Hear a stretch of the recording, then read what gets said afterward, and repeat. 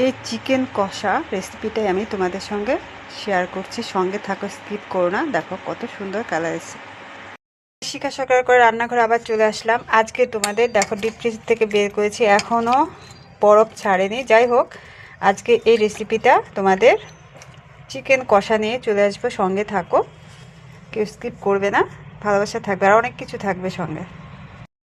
লবণ, হলুদ আর তেল দিয়ে ম্যাগনেট করে রেখে দেবো কিছুক্ষণের জন্য, তাহলে ভেতরে তেল মশলা প্রবেশ করতে সুবিধা হবে। আর একটু হলুদ দেব, পরিমাণ মতো হলুদ দিতে হবে, ঠিক আছে? মাংসের পরিমাণ অনুযায়ী হলুদ, খুব বেশিও না খুব কমও না। তেল দিয়ে ভালো করে মেখে কিছুক্ষণের জন্য আমি রেখে দেব। এবার আমি ঢাকা দিয়ে কিছু একটা পাত্র দিয়ে ঢাকা দিয়ে রেখে দেব।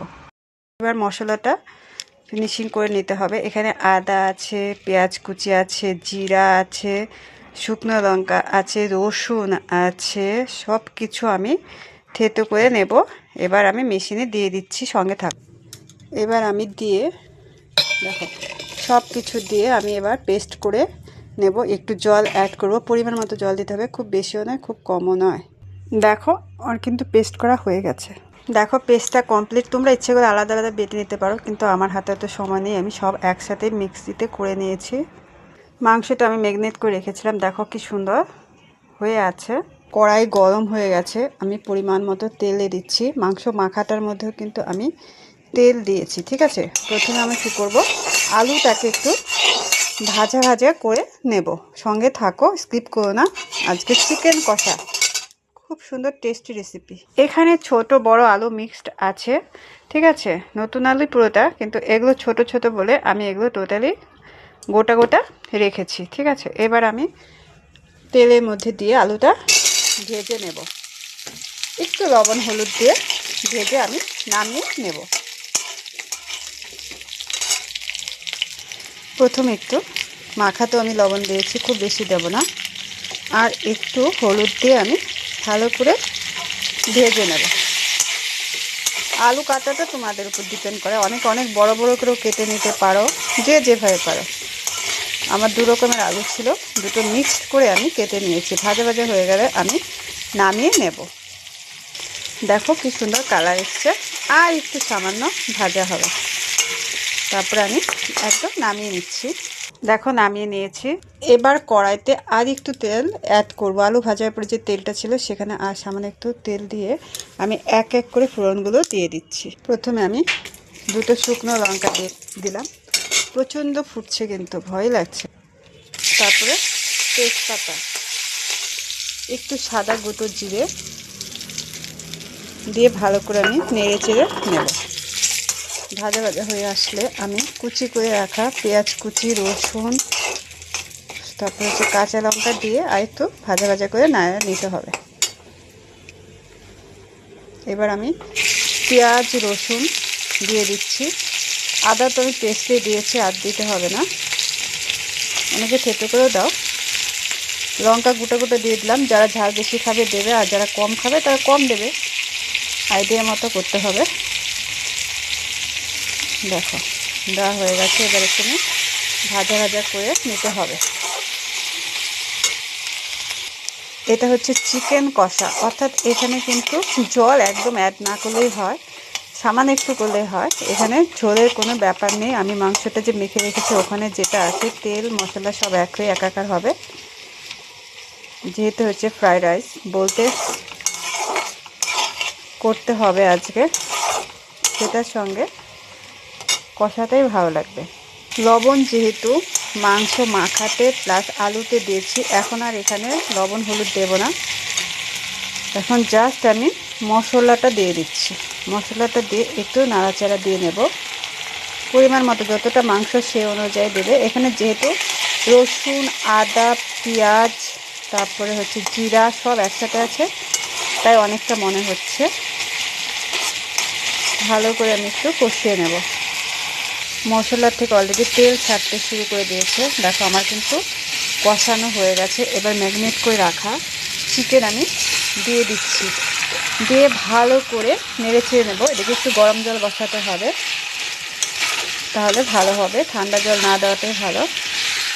আর ভেজে রাখা আলুটাও আমি অ্যাড করব, একটু নেড়ে চেড়ে নেই।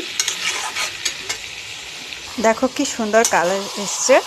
জাস্ট মাংসটা যাতে একটু সুসিদ্ধ হয় তার জন্য আমি সামান্য জল অ্যাড করব, খুব বেশি দেব না, কারণ এটা আমি আগে বলেছি চিকেন এটা কষা হবে। এবার আমি ভেজে রাখা আলুগুলো দিয়ে নেড়ে চেড়ে নেব ভালো করে। হ্যাভি টেস্টি, তোমরা অবশ্যই এভাবে করবে। তারপর লাস্টে তো গার্নিশ করতেই হবে, তার জন্য কিন্তু সঙ্গে থাকতে হবে, স্কিপ করো না। মশলা অনেকে মাংস দেওয়ার পরেও দিয়ে দাও, কোনো অসুবিধা নেই, আমি আগে ভেজে নিয়েছি। অনেকে অনেক প্রসেসে করে থাকো, কিন্তু এভাবে করলে কিন্তু হ্যাভি সুস্বাদু হয়। দেখো কি সুন্দর কালার এসছে। ইচ্ছে করলে তোমরা এখানে টমেটো, তারপর টক দই অনেক কিছু দিতে পারো, কিন্তু আমি একদম সিম্পল রান্না করছি। আমিও দিয়ে থাকি, কিন্তু আজকে একদমই সিম্পল করব, ঠিক আছে? তবু হ্যাভি টেস্টি হয়। এভাবে আমি অনেকভাবে করে দেখেছি, কিন্তু এই রেসিপি সিম্পল রেসিপিটাই বেশি টেস্টি লাগে আমার কাছে। ভালো করে নেড়ে চেড়ে দিতে হবে বারংবার, কারণ নিচে যদি লেগে যায় তাহলে কিন্তু একটা বাজে গন্ধ হয়ে যাবে যে কোনো রান্নায়, কিন্তু নাড়াচাড়াটাই হচ্ছে মেন। এবার সামান্য একটু জল আমি গরম বসিয়ে দিলাম। বেটে তো অবশ্যই দেব, তার আগে আমি একটু থেতো করে একটু এলাচ দারচিনি দিয়ে দিলাম, এটাতে ফ্লেভারটা খুব ভালো আসবে। দেখো কি সুন্দর কালার, দেখেই তো লোভনীয় মনে হচ্ছে বলো। আর আমার ভিডিওগুলো তোমাদের কেমন লাগে, অর্থাৎ রেসিপিগুলো কমেন্টসে জানাতে ভুলো না। সুন্দর সুন্দর আরও অনেক ভিডিও নিয়ে আমি চলে আসবো। শিখা সরকারকে লাইক কমেন্ট শেয়ার একটু সাবস্ক্রাইব করে রাখবে।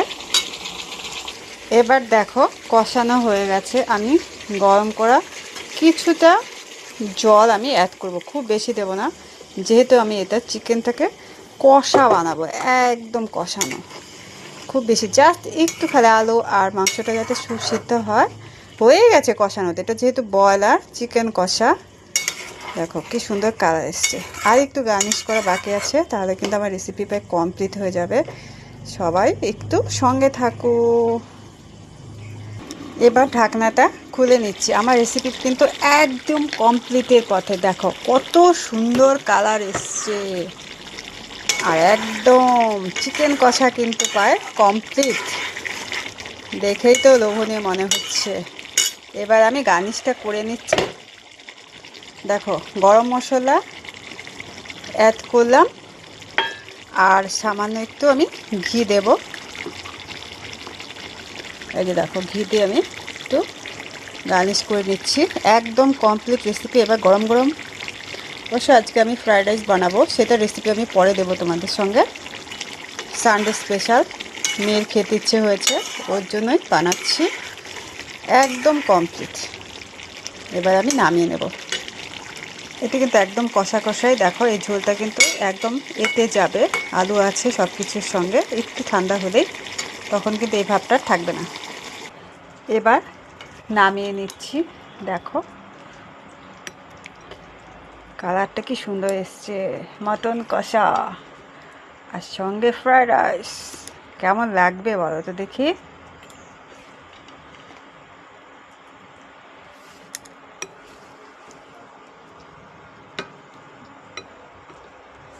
মটন কষার মতো লাগছে, অ্যাকচুয়ালি তো নয়, এটা হচ্ছে চিকেন কষা।